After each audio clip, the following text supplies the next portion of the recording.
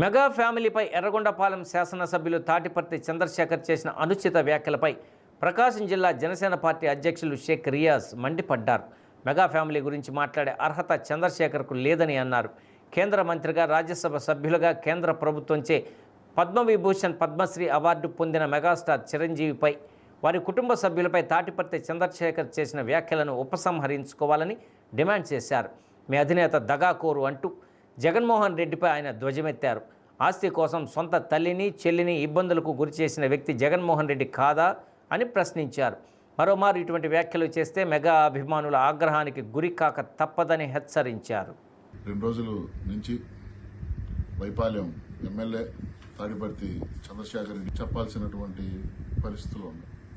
చిరంజీవి గారు తన కష్టార్జితం మీద, తన కష్టంతో తెలుగు సినిమా ఇండస్ట్రీలో మెగాస్టార్గా స్థానం సంపాదించుకున్నందుకు, తన అభిమానుల్ని సామాజిక కార్యక్రమాల్లో, రక్తదాన శిబిరాల్లో, నేత్రదాన శిబిరాల్లో పాలు పంచుకొని ఉత్తమమైనటువంటి అభిమానులుగా తీర్చిదిద్దినందుకు, లేదు ఆయన శాసనసభ్యుడిగా, అలాగే రాజ్యసభ సభ్యుడిగా, కేంద్ర మంత్రిగా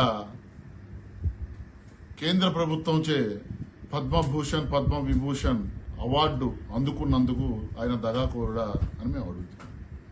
అలాగే పవన్ కళ్యాణ్ గారు, మీ నాయకుడు వైఎస్ జగన్మోహన్ రెడ్డి గత ప్రభుత్వం ఉన్నప్పుడు కౌలు రైతులు రాష్ట్ర వ్యాప్తంగా 3,000 మంది ఆత్మహత్యలు చేసుకుంటే, ఆ కౌలు రైతు కుటుంబాలను ఆర్థికంగా భరోసా ఇస్తూ ₹1,00,000 అందజేసినందుకు మెగా హీరోలు దగాకోరులని మేము అడుగుతున్నాం. ప్రతి ఒక్క మెగా హీరో కూడా కష్టపడి తన టాలెంట్ నిరూపించుకొని ఈరోజు ఇండస్ట్రీలో నిలబడ్డారు. అసలు దగాకోరు అనే వాక్యానికి నిర్వచనం మీకు తెలుసా అని అడుగుతున్నాం. సొంత బాబాయిని చంపినటువంటి హంతకుల్ని ఈరోజు తప్పించేటటువంటి పరిస్థితి మీ అధినేత తీసుకొచ్చాడు. మీ అధినేత దగాకోరు. అలాగే సొంత తల్లి, చెల్లిని ఆస్తి కోసం నడి రోడ్డు మీద నెట్టి ఈరోజు వాళ్ళ పరువుని బజారుకి ఇడుస్తున్నటువంటి వ్యక్తి దగాకోరు.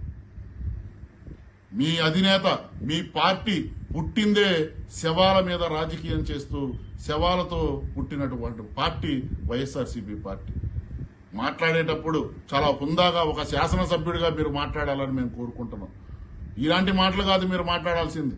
మీరు మొట్టమొదటిసారి ఎమ్మెల్యేగా గెలిచి మీ నియోజకవర్గంలో ఉన్నటువంటి ప్రజా సమస్యల్ని అసెంబ్లీలో లేవనెత్తే దమ్ము మీకు లేనప్పుడు మెగా హీరోల గురించి మాట్లాడే అర్హత కూడా మీకు లేదని చెప్పి జనసేన పార్టీ నుంచి మిమ్మల్ని